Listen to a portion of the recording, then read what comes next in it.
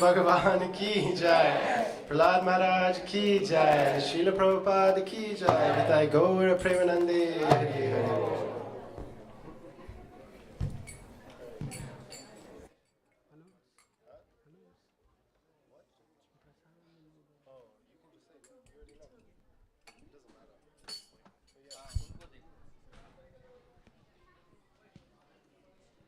I think we need to take the mic there.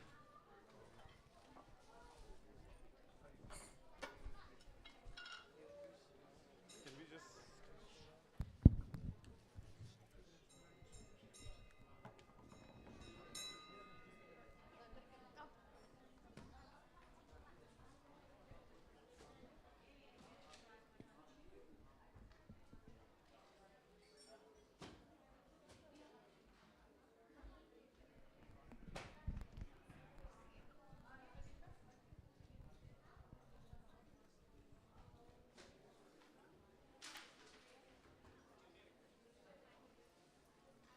Hare Krishna, everyone.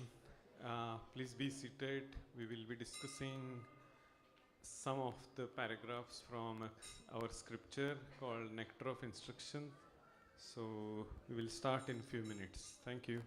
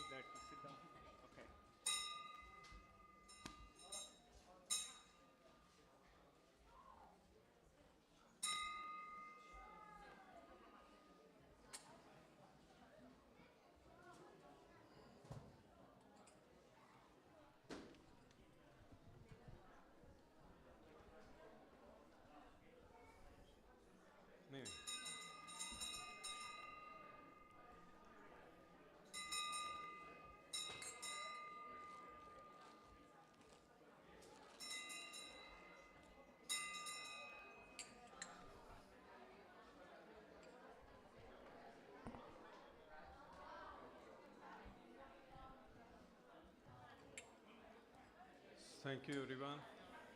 Let's do some kirtan and then we will discuss about the one of the verses from Nectar of Instruction. In Sanskrit it is called Upadeshamrut. So we will chant for some time, some kirtan, and then we will start. Okay. Can you repeat after me? Nama Om Vishnu Padaya Krishna Prasthaya Bhutale Srimate Bhaktivedanta Swami Iti Namine Om Vishnu Padaya Krishna Prasthaya Bhutale Srimate Bhaktivedanta Swami Niti Namine Namaste Saraswate Devi Gauravani Pracharine Nirvishesha Shunyavadi Paschatya Deshatarine Namaste Saraswate Devi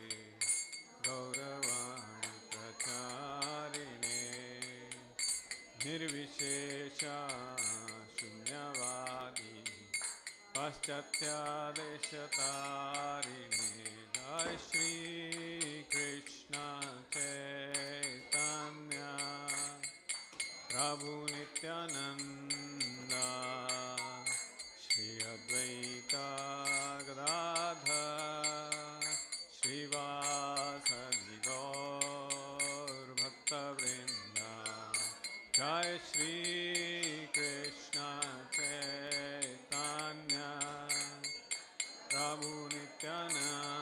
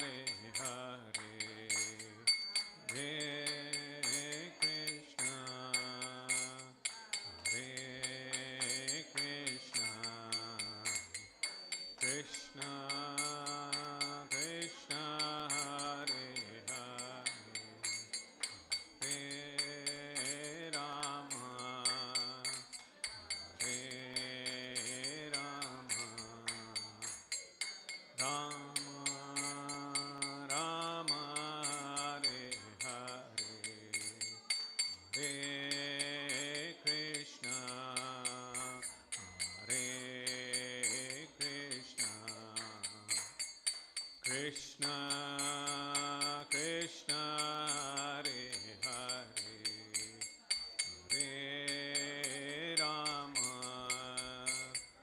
Hare Rama, Rama Rama, Hare Hare, Hare Krishna, Hare Krishna, Krishna Krishna, Hare Hare, Hare Rama, Hare Rama, Rama Rama, Hare Hare, Hare Krishna, Hare Krishna, Krishna Krishna, Hare Hare, Hare Rama, Hare Rama, Rama Rama, Hare Hare, Hare Krishna, Hare Krishna, Krishna Krishna, Hare Hare, Hare Rama,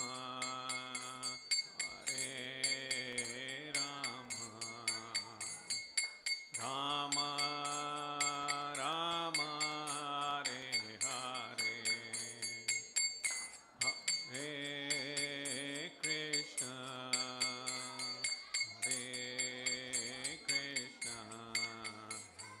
Krishna Krishna, Hare Hare, Hare Rama,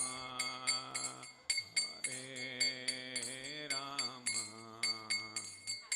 Rama Rama, Hare Hare, Jaya Radha Gokula Nanda, Radha Gokula Nanda, Radhe, Radha Gokula Nanda, Radha Gokula Nanda, Radhe, Jaya Sita Ram Lakshmana Hanuman, Sita Ram Lakshmana Hanuman, Sita Ram Hanuman,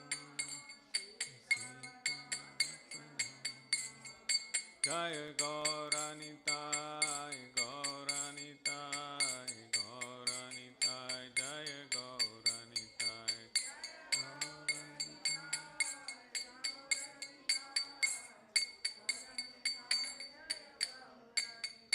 Jaya Jaya Prabhupada, Prabhupada, Prabhupada, Jaya Jaya Prabhupada, Jaya Jaya Prabhupada, Prabhupada, Prabhupada, Jaya Jaya Prabhupada, Jai Gaur Hari Bol, Hari Bol, Hari Bol, Nitai Gaur Hari Bol, Gaur Hari Bol, Hari Bol, Hari Bol, Jai Gaur Hari Bol.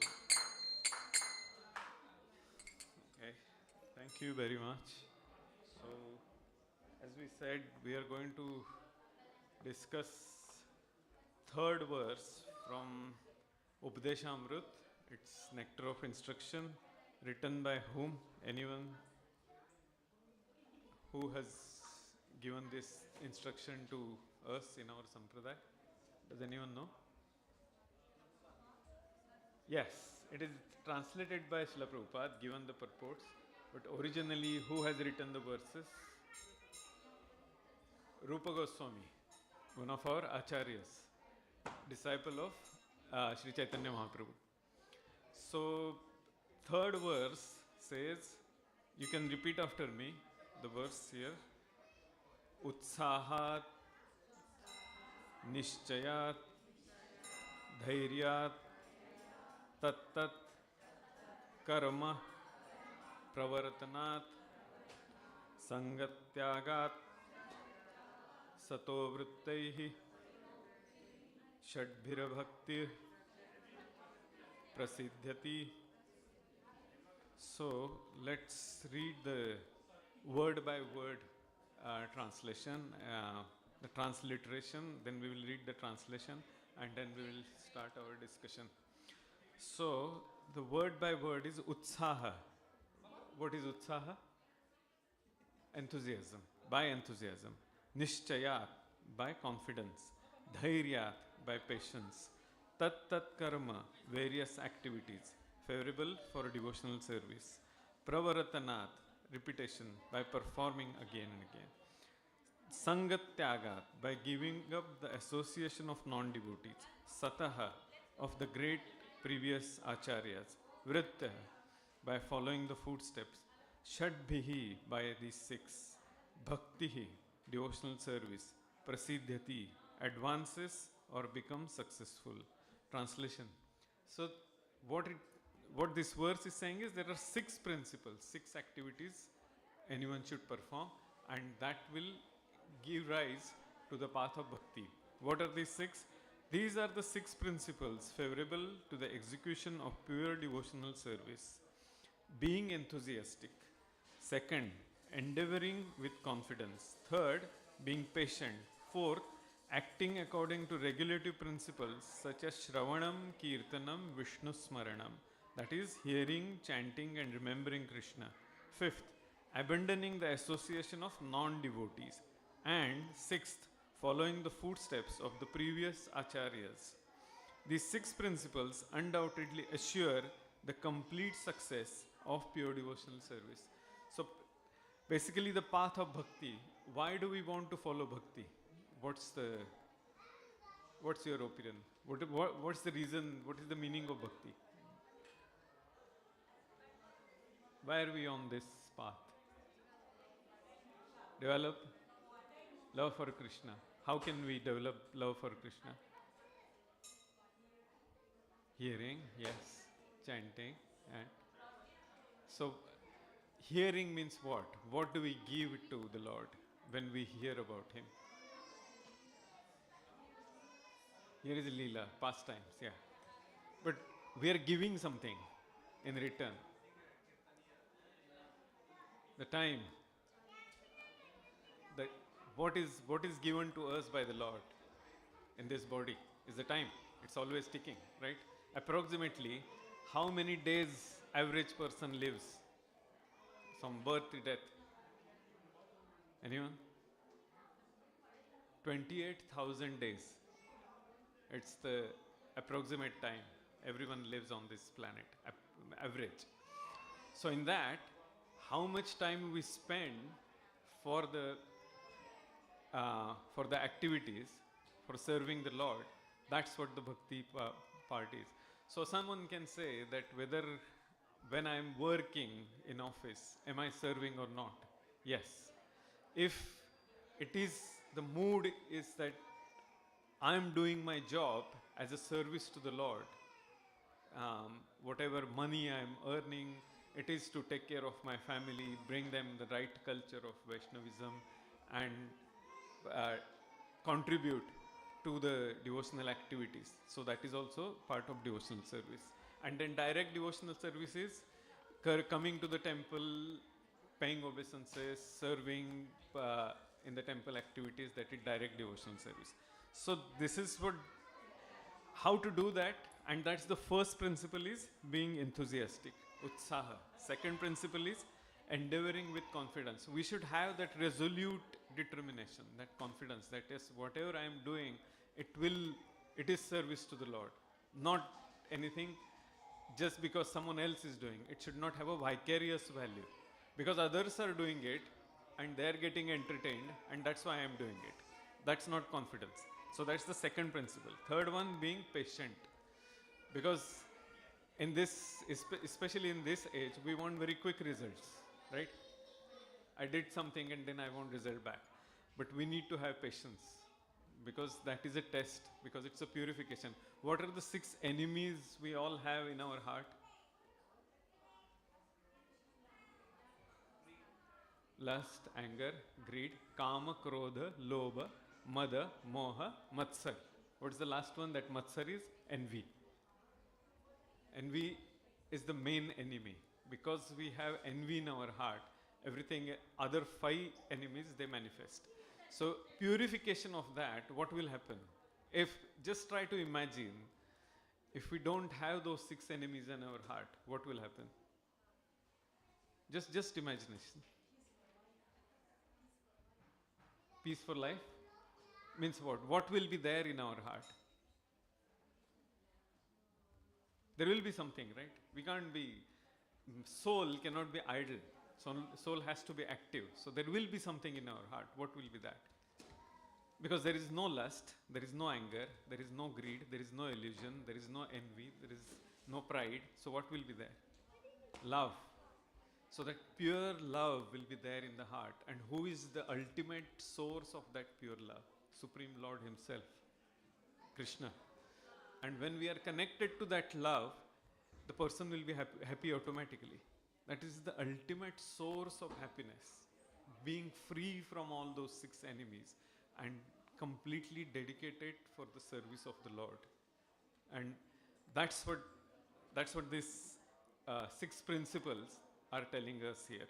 So we went to the third one, being patient. 4th one is acting according to regulative principles, such as Shravanam. Shravanam means hearing. Kirtanam means repeatedly chanting. Vishnu Smaranam. So Vishnu Smaranam is the 10th chapter of Bhagavad Gita is telling us what? The opulences of the Lord. What is the name of the 10th chapter? Does anyone know? Vibhuti Yoga. Opulences of the Lord. And in that 10th chapter, Lord is telling, everything belongs to me. Aham sarvasya prabhavo. Everything emanates from me. So, listening about that all the time, pastimes of the Lord, what can we listen about the Lord? Nama guna krita dheya. Nama means the holy name of the Lord, what we chanted just now. Okay. Guna, qualities of the Lord. What are the 6 qualities of the Lord which are unlimited with Him? Why do we call Him Bhagwan and not anyone else Bhagwan? What are the 6 qualities? Does anyone know? Lord is most beautiful. There is nobody more beautiful than Him. Second, strength. There is nobody more powerful than Him. Third one, famous. There is no one more famous than God, correct? 4th one is what? Intellect, knowledge. No one is more knowledgeable than Lord. If you read 13th chapter of Bhagavad Gita, Lord says, the name of the 13th chapter of Bhagavad Gita is Kshetra Kshetrajna Vibhag Yoga. The field and the knower of the field. We know about our own body little bit. But the one person who knows about everything completely, 100%, and that's Lord. So 4th quality of the Lord. 5th one. So far, what are the 4 qualities? Beauty, then strength, fame, then knowledge, intellect. 5th one is strength. Is anyone more powerful than Lord Himself? When He was here 5,000 years back, manifested His Leela, one small baby could kill many demons. So that is the strength of the Lord. That is the 5th quality. And the 6th quality of the Lord is renunciation. Though He has the complete opulences, 100%, everything belongs to Him, the wealth belongs to Him, everything belongs to Him, still He is not attached to it. And that is the renunciation. That is the 6 opulences, unlimited. Does anyone else can claim that I have these 6 opulences in this world? Can anyone say that I have unlimited 6 opulences eternally? Eternally beautiful, eternally strong, eternally intellectual, no one. And that's Krishna Himself. And so that's why here we are saying, Rupa Goswami is saying that Shravanam Kirtanam Vishnu. If somebody has those qualities, it is so pleasing to the heart that to listen about the Lord, to constantly meditate on the Lord. And that's why this is very important. What will happen? What is the effect on us? Our heart gets purified. Because the concept of enjoyment is for us is the gratification of senses, which is imperfect, which leads to miseries. But who is the supreme enjoyer without getting attached to those senses is the Lord. And when we are connected to the Lord, then we experience that bliss. And that is why these are the important points of Shravanam Kirtanam Vishnu Smaranam, hearing, chanting and remembering Krishna. And then fifth one is abandoning the association of non-devotees. Very, very interesting and important point. Association is so powerful. If anyone associates with devotees, they will automatically develop devotional qualities. If someone associates, for example, a child since beginning, since their childhood until they grow adult, if they are constantly in association of drunkards, what will happen? That person will become drunkard. If the person is in association of very intellectuals and very knowledgeable people, for example, say physicists, the person will automatically develop the liking in physics, right? In the same way, if the person is in association of devotees, the person will develop the devotional service because the atmosphere is like that. So that's why abandoning the association of non-devotees. Because if you're in association of non-devotees, there won't be any devotional activity, there will be any devotional mood or servitude in the heart. And that is why, that is the fifth point. And sixth one is opposite of that, following the footsteps of acharyas. Those who are pure devotees, if we follow their footsteps, automatically our heart will get cleansed and we will experience that bliss. So this is a very important verse, Srila Rupa Goswami Pad, he has given here. So let's come to the point of what are we going to read today. Some of the paragraphs of this, because in the previously some other devotees have discussed this. So let's go through that. I will just quickly read through some of the points here and then we will come to this paragraphs we are going to discuss.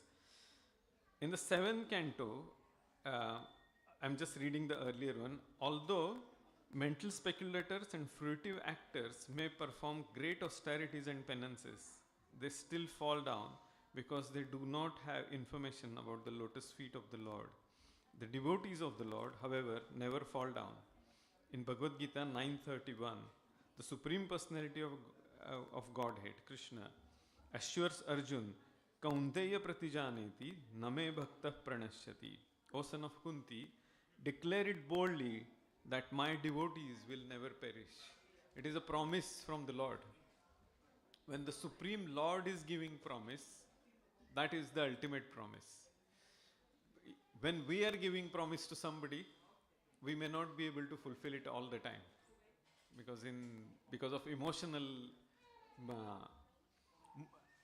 ideas. Sometimes person can promise something, but there is no guarantee that we can promise because of several limitations. But when Supreme Lord is giving promise, it will get fulfilled.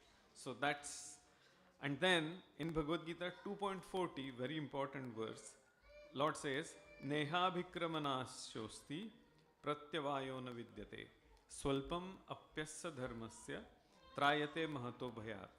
In this endeavor, there is no loss or diminution, and a little advancement on this path can protect one from the most dangerous type of fear. So little bit of devotional service, if we perform, that still has a benefit. And the example given here is, all of us know about Albert Einstein, right? The great physicist. As time progressed, people came up with so many controversial theories. No, I don't agree with E is equal to mc square. Someone else came up with something else. So even if he was at the topmost of his fame and his knowledge, presentation, everything, still it faded away eventually. Example is initially the theory came from Newton, as atomic theory of Newton, and then some other people came, Fermi and Dirac, and then some other. And then later on, people said, no, no, no, it's not actually photons or particles of energy, it is waves. So Huygens theory came. So nothing is permanent. But here, the devotional service remains, it stays with us, it's permanent. So that was just an example. And that's why this verse, again, I will read the translation here. In this endeavor, which is bhakti, there is no loss or diminution, and a little advancement on this path can protect one from the most dangerous type of fear. So let's read the next paragraph, and that would be our today's discussion to go further. Devotional service is so pure and perfect that once having begun, one is forcibly dragged to ultimate success. Sometimes a person will give up his ordinary material engagements and, out of sentiment, take shelter of the lotus feet of the Supreme Lord and thus begin the preliminary execution of devotional service. Even if such an immature devotee falls down, there is no loss on his part. On the other hand, what is the gain of one who executes the prescribed duties according to his varna and ashram but does not take devotional service?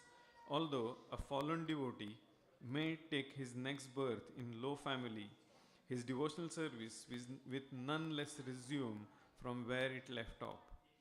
Devotional service is ahaituki pratihata. Hetu means what? Purpose. There is devotional service, the bhakti is need not have to have some ulterior motives. We need not to have some purpose for performance of bhakti. So that is why it is ahaituki pratihata. It is not the effect of any mundane cause, nor can it be terminated by any mundane cause or permanently curtailed by any material interruption. Therefore, a devotee should be confident about his engagement and should not be very interested in the activities of karmis, jnanis and yogis. So why Prabhupada talks about karmis, jnanis and yogis? Anyone? What is karmi? The person who is at subtle level, who is investing his time to gain something back. Those are all karmis. That I am doing something according to my capacity, my intellect, my skills, and I am gaining something out of it. For my sense gratification, for extended sense gratification, like charitable activities, is an extended sense gratification. Because I am happy, and this is how my concept of happiness is. That's why others should be like this. That is nothing but extended sense gratification. It's got nothing to do with bhakti. So, these are all karmi people. Then comes jnani, the person who is who is always in a speculation. If I do this, then it will be helpful. There is some sort of selfishness, but at the same time, there is a sense of extended sense gratification. So always speculating, and that's why many people, if we see Bhagavad Gita, there are so many translations, and people come up with so many presentations, and people use this is the perfect handbook for the corporate world. Someone will say this is perfect handbook for political science and all that. But Bhagavad Gita is all about bhakti. We don't have to speculate about anything, and that's why Srila Prabhupada has said Bhagavad Gita as it is, because Lord is telling us about bhakti, and Prabhupada has given us that crux of bhakti from Bhagavad Gita. There is no politics, there is no corporate lessons and all that. It is a byproduct. If someone can gain something out of it, it's a byproduct. But Bhagavad Gita is all about devotional service. And that's why Prabhupada is saying here,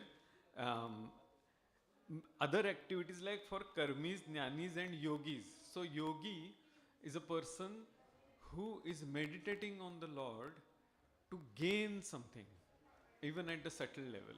So what everything we have, for example, is someone is very powerful, very strong. What is that? What does that mean? Just now we talked about 6 opulences of the Lord. So And if some person is very strong, very powerful, what does that mean? How can we relate to it? Because that means the strongest person, the Supreme Lord Himself, has shared some of his opulence, its minutest opulence, with that person. So, and the person, the strong person, he thinks that I am very strong, I am most powerful, but the strength is for a temporary reason. So, this everything we have, if we relate it to the Lord, like the yogi wants to relate it to the Lord for the selfish reasons, and that is also not part of bhakti.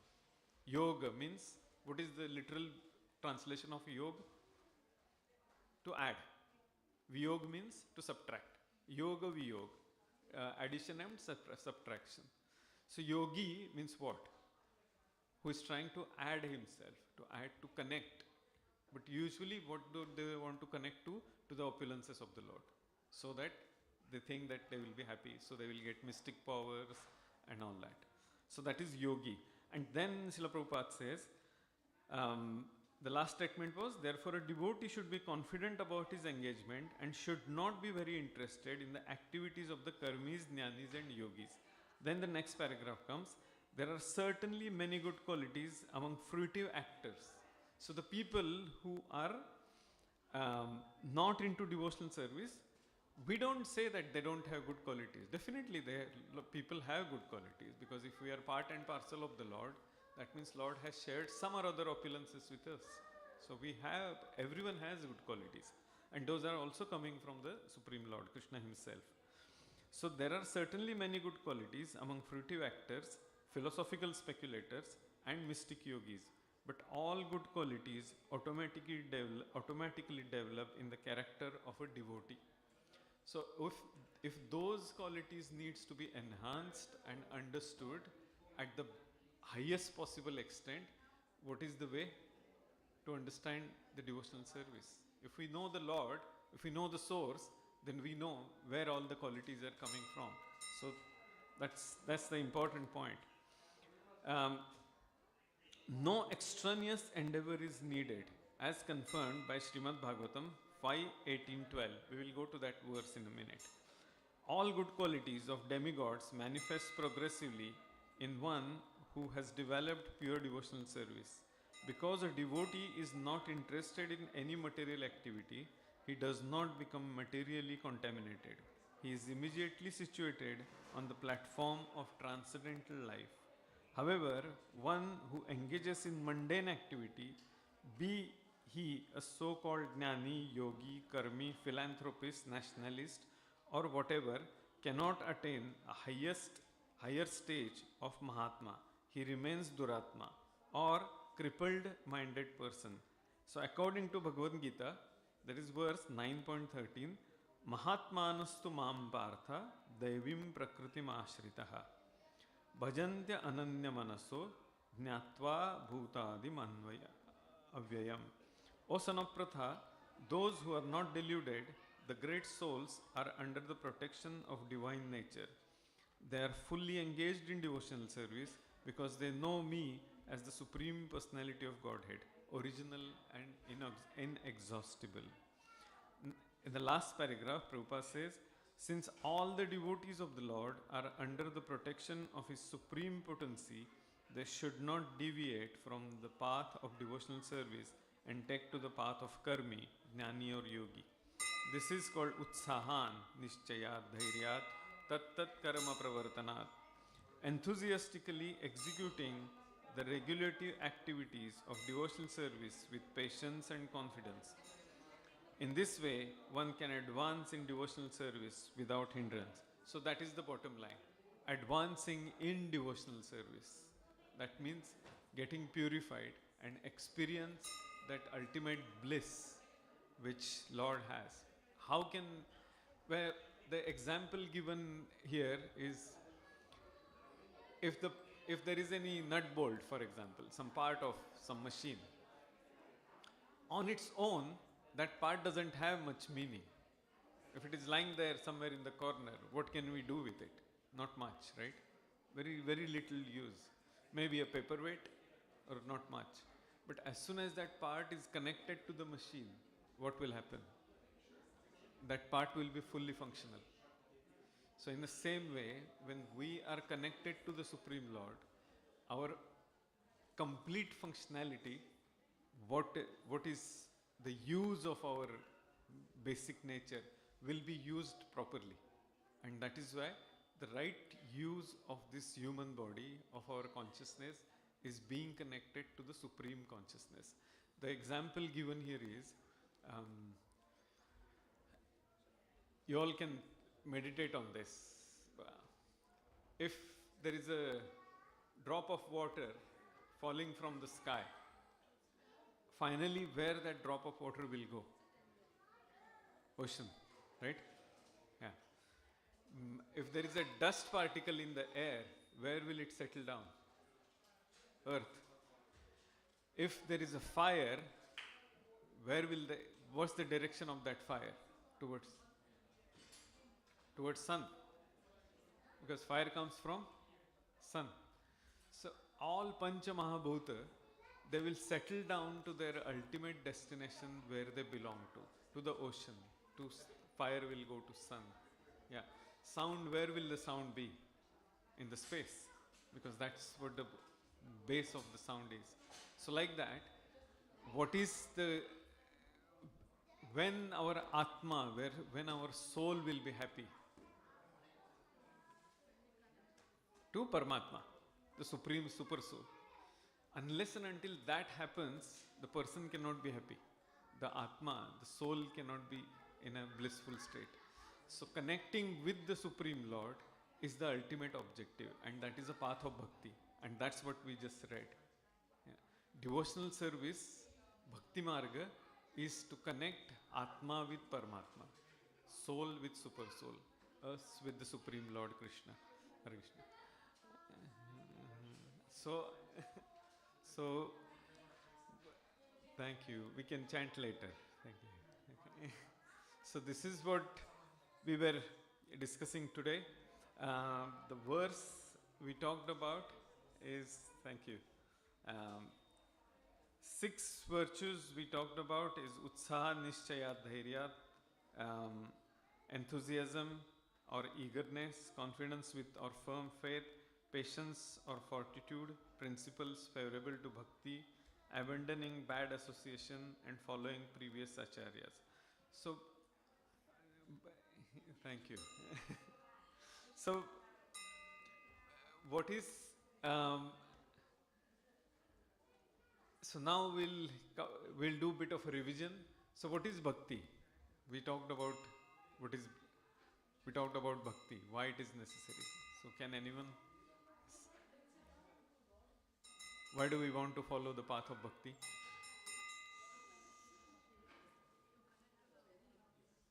To connect to the Supreme Lord, correct. Yeah. So why do we want to connect to Supreme Lord? That's where we belong to, correct. Soul belongs to Super Soul. Like dust particle belongs to earth, so we belong to Super Soul. Yeah. So what bhakti is not is, what is not bhakti? We talked about it. Any speculative activity or any karmic activity is not bhakti. So any mental speculation is not bhakti. Imagination has no place in bhakti because it's very clear. Our acharyas, that's why tat karma pravartanat. So acharyas has given us the path.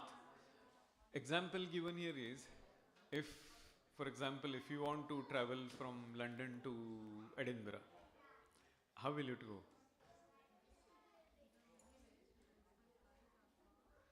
Yeah. So by car, if you want to go, what will you do? You will switch on your sat nav, correct? What does that mean? What is that sat nav? Route for the destination. What is the basis for that route?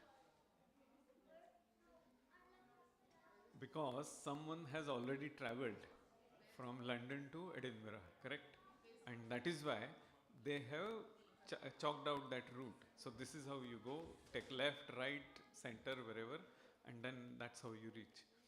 So that what that means is, if the path is given about our journey towards the destination to the Lord, someone has given, that means the person who has already followed that, who has reached there, he has chalked it out. He has chalked it out. So that is the satna. Every day what we follow, this path of bhakti. Morning we do the Mangalarti, then chant, and then do our regular day-to-day activities, follow the scriptures, read. Why this is given? What is the background behind it? Because someone who has reached there, who has followed this path and who has achieved that goal, reached from London to Edinburgh, in the same way, that person has given us the instructions. And that's the reason we follow this. There is no necessity of speculation. Very simple reason, correct? And that's why there is no need for imagination. Find our own path. Nowadays there is some people have that fashion. Oh, I want to do something. I want to read Vedic scriptures. Yes, but what will you gain out of it? Nothing. Yeah, there is no particular reasoning, valid reason behind it. Why you want to just read some Sukta from Purusha Sukta, Krishna, or Shri Sukta. Why do you want to do that? Is it just to satisfy the ego? Because some people will give you the praise and will say, oh wow, amazing, he can chant the verses. That's not helpful. So the reason we want to follow is because we want to connect ourselves with the super soul. Soul with super soul. And that is the path given by the acharyas. Tat tat karma pravartana. And then idle meditation. So devotional service means we need not have to do something without connecting, without having that relationship. What makes person happy? Simple question. Sweet relationship, right? If your relationship are not good, those are sour, if there is a bitterness in the relationship, the person won't be happy. You feel very sad. Just imagine, wherever there is a problem with the relationship, what happens? The most of the times, almost all the times, the reason for moroseness, the reason for problems is because of the bitterness in the relationships. So sweet relationship will be there when the center is the Lord. Center is Krishna himself. And that's the important point here. And that's why idle meditation doesn't do anything, because there is no relationship. You're sitting in some corner and then thinking about yourself only. So there is no happiness there. Happiness is always in the relationship. And that's the most important point in our scriptures, in Vaishnava tradition, is Lord is the supreme personality of Godhead. Our relationship is always with a person. Some speculators may say that God he doesn't have form, he doesn't have qualities, nirguna, nirakar, and nirvishesh. Doesn't have anything special. That is not the correct description of the Lord. Lord is a person, and he has those 6 opulences we just talked about: beauty, strength, everything. So who can have that? The person can have these qualities, not some mishmash which doesn't have shape, doesn't have any qualities, not like that. So that when person has those all 6 infinite qualities, there is a relationship between the Atma, who also has these 6 qualities, and Paramatma. And that sweet relationship will bring bliss, that happiness. And that's why adult meditation is not bhakti. That's important point. So what is bhakti? It's a practical action, cultivation, and unalloyed devotional service. Thinking, constantly meditating on something that, yes, I belong to the Lord. I belong to Krishna. And that is a very, when a small baby, all the mothers here can easily relate to it. When a small baby, when that baby is with mother, it's very comforting. The baby is fully secure. There is no need of anything else needed.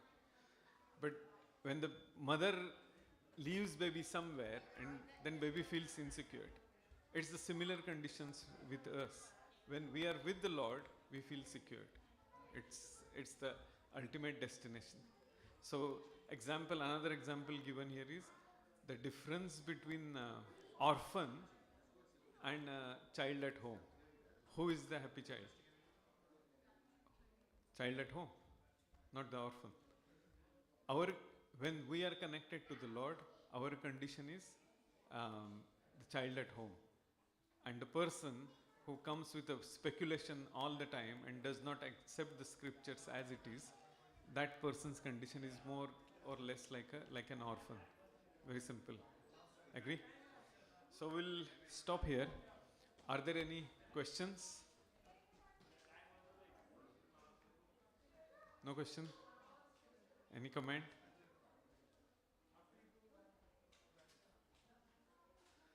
Okay. Thank you very much. Srila Prabhupada ki jai. Hare Krishna.